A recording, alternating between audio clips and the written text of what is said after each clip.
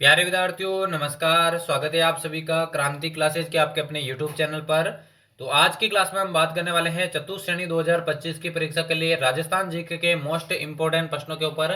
तो जितने भी छात्र छात्राएं चतुर्थ श्रेणी 2025 की तैयारी कर रहे हैं, आज की क्लास को आप सभी को एंड तक वॉच करना है, क्योंकि बहुत ही इंपॉर्टेंट प्रश्न हम करने वाले हैं। यहाँ से एज इट इज आपके प्रश्न एग्जाम में पूछे जाने वाले हैं।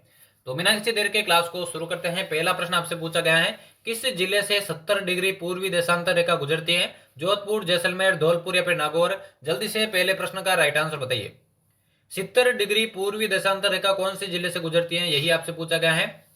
तो बात करें पहले प्रश्न के राइट आंसर की, आपके जैसलमेर जिले से दोस्तों 70 डिग्री पूर्वी देशांतर रेखा गुजरती है। दूसरा ऑप्शन यहाँ पर इसका राइट आंसर हो जाएगा। अगला देखिए, अगला पूछा गया, चंबल नदी राजस्थान में किन जिलों की सीमा बनाती है?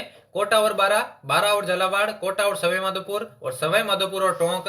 जल्दी से सभी इसका आंसर बताइए। चंबल नदी कौन से जिलों की सीमा बनाती है? तो बहुत ही इंपॉर्टेंट प्रश्न तो परीक्षा के अंदर एजीटी पूछा जाता है, कौन सा ऑप्शन राइट आंसर हो जाएगा? तो यहाँ पर चंबल नदी की बात करूं दोस्तों, चंबल नदी दोस्तों आपके कोटा और सवाई माधोपुर की सीमा बनाती है। तीसरा ऑप्शन इस प्रश्न का यहाँ पर करेक्ट आंसर हो जाएगा। अगला प्रश्न देखिए, अगला पूछा गया, सिलिसेड झील कहां पर स्थित है? चित्तौड़ में, उदयपुर में, राजसमंद में या फिर अलवर में? सभी विद्यार्थी कमेंट करके आंसर बताइए, कौन सा ऑप्शन राइट आंसर हो जाएगा। सिलिसेड झील कहां पर स्थित है, यही आपसे पूछा गया है, तो सभी इसका आंसर बताइए। बहुत ही महत्वपूर्ण प्रश्न है, एग्जाम के अंदर एजीटी पूछा जाता है। तो सिलिसेड झील की बात करो तो इसे आपके दोस्तों राजस्थान का नंदन कानन झील भी कहा जाता है। तो ये आपके अलवर जिले के अंदर स्थित है। चौथा ऑप्शन यहाँ पर इसका करेक्ट आंसर हो जाएगा। अगला प्रश्न पूछा गया, कागदी पिकअप किससे जल ग्रहण करता है? जो कागदी पिकअप बांध है वो कौन से बांध से जल ग्रहण करता है? गांधी सागर बांध, माही बजा सागर बांध, जाखम बांध या फिर जवाई बांध? करेक्ट आंसर आपको बताना है इसका। जो कागदी पिकअप बांध है तो कौन से बांध से जल ग्रहण करता है, यही आपसे पूछा गया है। तो बात करें राइट आंसर की, कागदी पिकअप बांध दोस्तों आपके माही बजाज सागर बांध से जल ग्रहण करता है। दूसरा ऑप्शन यहाँ पर इसका करेक्ट आंसर हो जाएगा। अगला देखिए, अगला पूछा गया, राजस्थान में तेंदु वृक्ष के लिए प्रमुख जिला कौन सा है? हनुमानगढ़, सीकर, भरतपुर या फिर झालावाड़? सभी विद्यार्थी कमेंट करके इसका आंसर बताइए, तेंदु वृक्ष के लिए प्रमुख जिला इनमें से कौन सा है? तो जल्दी से सभी विद्यार्थी इस प्रश्न का आंसर बताइए, कौन सा ऑप्शन यहाँ पर करेक्ट आंसर हो जाएगा। बहुत ही इंपॉर्टेंट प्रश्न है, परीक्षा में काफी बार पूछा गया है। राजस्थान में तेंदु के वृक्ष के लिए प्रमुख जिला, तो राइट आंसर की बात करें, सर्वाधिक तेंदु वृक्ष दोस्तों आपके झालावाड़ जिले के अंदर होता है। चौथा ऑप्शन यहाँ पर इसका राइट आंसर हो जाएगा। अगला पूछा गया, निम्न में से कौन सी गोवंश की नस्ल नहीं है? मालवी, राठी, कांकरेज या फिर बागड़ी? सभी विद्यार्थी कमेंट करके आंसर बताइए, कौन सी इनमें से गोवंश की नस्ल नहीं है? तो जल्दी से सभी इसका आंसर बताइए, कौन सा ऑप्शन यहाँ पर करेक्ट आंसर हो जाएगा। बहुत ही इंपॉर्टेंट प्रश्न है, परीक्षा में पूछा जाता है। तो गोवंश की नस्ल इनमें से कौन सी नहीं है, यही आपसे पूछा गया है। तो इनमें से देखिए, जो बागड़ी है वो आपके गोवंश की नस्ल नहीं है। चौथा ऑप्शन जिसने भी सही किया है उन सभी का यहाँ पर करेक्ट आंसर हो जाएगा। अगला पूछा गया, ceramic electrical research and development centre कहां पर स्थित है? जोधपुर, जयपुर, बीकानेर या फिर चूरू?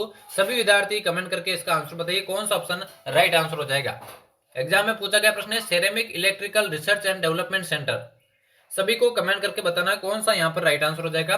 तो राइट आंसर की बात करें दोस्तों, ये आपके बीकानेर जिले के अंदर स्थित है। तीसरा ऑप्शन यहाँ पर इसका करेक्ट आंसर हो जाएगा। अगला देखिए, अगला पूछा है, राजस्थान में भैंस अनुसंधान एवं प्रजनन केंद्र कहां पर स्थापित किया गया है? वल्लभनगर, उदयपुर, लूणकरणसर, बीकानेर, अविकानगर, टोंक या फिर फलोदी? करेक्ट आंसर इसका क्या हो जाएगा, सभी को बताना है। भैंस अनुसंधान और प्रजनन केंद्र कहां पर स्थापित किया गया है? तो ये स्थापित है दोस्तों आपके वल्लभनगर, उदयपुर के अंदर। पहला ही ऑप्शन इसका करेक्ट आंसर हो जाएगा। अगला प्रश्न पूछा गया, हरिश्चंद्र माथुर राजस्थान राज्य लोक प्रशासन संस्थान कहां पर स्थित है? कोटा, जोधपुर, जयपुर या फिर बीकानेर? करेक्ट आंसर बताइए जल्दी से। और जिसने भी चैनल को अभी तक सब्सक्राइब नहीं किया वो सब्सक्राइब कर देना, क्योंकि डेली दोस्तों इसी तरह की क्लासेज आपको मिल रही है। तो चैनल को जरूर से सब्सक्राइब कर देना। तो कौन सा ऑप्शन यहाँ पर करेक्ट आंसर हो जाएगा? हरिश्चंद्र माथुर राजस्थान राज्य लोक प्रशासन संस्थान की बात करूं, ये स्थित है दोस्तों आपके जयपुर के अंदर। यानी कि तीसरा ऑप्शन जिसने भी सही किया है उन सभी का करेक्ट आंसर हो जाएगा। अगला पूछा गया, राजस्थान में लागू कौन सा राष्ट्रपति शासन का कार्यकाल सबसे लंबा रहा है? पहला, दूसरा, तीसरा या फिर चौथा? जल्दी से सभी इसका आंसर बताइए। राजस्थान में टोटल 4 आपके दोस्तों राष्ट्रपति शासन लग चुके हैं। पहला लगा था 1967 के अंदर, दूसरा लगा था दोस्तों 1977 के अंदर, तीसरा लगा था 1980 के अंदर और चौथा लगा था दोस्तों 1992 के अंदर। सर्वाधिक जो राष्ट्रपति शासन है वो भैरव सिंह शेखावत के काल में लगे थे, और सबसे लंबा जो था वो आपके चौथा था, ठीक है ना। यानी कि चौथा ऑप्शन यहाँ पर इसका करेक्ट आंसर हो जाएगा। अगला प्रश्न देखिए, अगला पूछा है, जनजाति वर्ग की आबादी के अनुसार राजस्थान का भारत में कौन सा स्थान है? तीसरा, चौथा, पांचवा या फिर छठा? सभी को इसका आंसर बताना है। तो कौन सा स्थान हो जाएगा जनजाति वर्ग की आबादी के अनुसार राजस्थान का, यही आपसे पूछा गया है। तो जनजातीय वर्ग की आबादी की बात करूं राजस्थान का, इसमें दोस्तों 5वां स्थान है। तीसरा ऑप्शन यहाँ पर इसका करेक्ट आंसर हो जाएगा। अगला प्रश्न देखिए, अगला पूछा है राजस्थान स्पिनिंग एंड वीविंग मिल कहां पर स्थापित की गई है? अजमेर में, ब्यावर में, भीलवाड़ा में या फिर भिवाड़ी में? करेक्ट आंसर आपको बताना है इसका राइट आंसर, और क्लास के एंड में बताना है यहाँ से कितने प्रश्न आपके करेक्ट होते हैं ताकि आपको अपनी तैयारी का मालूम चल सके। तो राजस्थान स्पिनिंग एंड वीविंग मिल कहां पर स्थापित की गई है? तो ये स्थापित है दोस्तों आपके भीलवाड़ा के अंदर। तीसरा ऑप्शन यहाँ पर इसका करेक्ट आंसर हो जाएगा। अगला प्रश्न देखिए, पूछा गया सोजती गेट निम्न में से किसकी रचना है? मोहन आलोक की, शंकरदास सामोर की, मणि मधुरकर की या फिर चंद्र सिंह बिरकाली की? जल्दी से सभी विद्यार्थी आंसर बताइए इसका। सोजती गेट इनमें से किसकी रचना है, यही आपसे पूछा गया है। तो जल्दी से सभी इसका आंसर बताइए, कौन सा ऑप्शन करेक्ट आंसर हो जाएगा। तो सोजती गेट की बात करूं दोस्तों, ये आपके मणि मधुकर की रचना है। तीसरा ऑप्शन यहाँ पर इसका करेक्ट आंसर हो जाएगा। अगला प्रश्न पूछा गया, निम्न में से कौन सा पर्यटन स्थल झालावाड़ जिले में स्थित नहीं है? बौद्ध गुफाएं, भवानी नाट्यशाला, पूंचरी का लोटा या फिर सूर्य मंदिर? जल्दी से सभी विद्यार्थी इस प्रश्न का आंसर बताइए, कौन सा पर्यटन स्थल झालावाड़ जिले में स्थित नहीं है? तो करेक्ट आंसर आप सभी को बताना है, जल्दी से आंसर बताइए। तो इनमें से देखिए जो पूंचरी का लोटा है वो आपके झालावाड़ में नहीं है, बल्कि ये दोस्तों आपके जो भरतपुर जिले से नया जिला बना है, डीग जिले के अंदर है। बाकी तीनों आपके झालावाड़ जिले में स्थित है। चलिए अगला प्रश्न देखिए, अगला पूछा है राजस्थान का नेहरू किसे कहा जाता है? दामोदर दास राठी, पंडित युगल किशोर चतुर्वेदी, भैरव सिंह शेखावत या फिर जोरावर सिंह बाहरट? करेक्ट आंसर क्या हो जाएगा इसका? राजस्थान का नेहरू इनमें से किसको कहा जाता है, सभी को आंसर बताना है। तो राइट आंसर की बात करें, राजस्थान का नेहरू दोस्तों पंडित युगल किशोर चतुर्वेदी को कहा जाता है। दूसरा ऑप्शन यहाँ पर राइट आंसर हो जाएगा। अगला पूछा है मारवाड़ महोत्सव कब मनाया जाता है? जनवरी में, अप्रैल में, अक्टूबर में या फिर दिसंबर में? करेक्ट आंसर बताइए जल्दी से, मारवाड़ महोत्सव कब मनाया जाता है? तो सभी विद्यार्थी कमेंट करके इसका आंसर बताइए, कौन सा ऑप्शन बिल्कुल इसका राइट आंसर हो जाएगा। तो मारवाड़ महोत्सव की बात करें दोस्तों, ये आपके अक्टूबर के अंदर मनाया जाता है। और कहां पर मनाया जाता है, काफी बार पूछा जाता है। तो आपके दोस्तों जोधपुर के अंदर ये मनाया जाता है। जबकि मरु महोत्सव आपके जैसलमेर में मनाया जाता है जनवरी फरवरी में। अगला देखिए, पूछा गया निम्न में से कौन से लोक देवता प्रकृति प्रेमी लोक देवता कहलाते हैं? देवनारायण जी, तल्लीनाथ जी, आलम जी या फिर हरिराम जी? करेक्ट आंसर बताइए इसका। प्रकृति प्रेमी लोक देवता इनमें से कौन से कहलाते हैं, यही आपसे पूछा गया है। तो कमेंट करके इसका आंसर बताइए। तो प्रकृति प्रेमी लोक देवता की बात करूं, आपके जो तल्लीनाथ जी हैं वो आपके प्रकृति प्रेमी लोक देवता हैं। दूसरा ऑप्शन करेक्ट आंसर हो जाएगा। अगला देखिए, पूछा गया भाद्राजून का किला किस जिले में स्थित है? बाड़मेर में, जालोर में, बीकानेर में या फिर नागौर में? करेक्ट आंसर बताइए इसका। जो भाद्राजून का किला है कौन से जिले में स्थित है, यही आपसे पूछा गया है। तो सभी विद्यार्थी कमेंट करके आंसर बताइए, कौन सा ऑप्शन राइट आंसर हो जाएगा।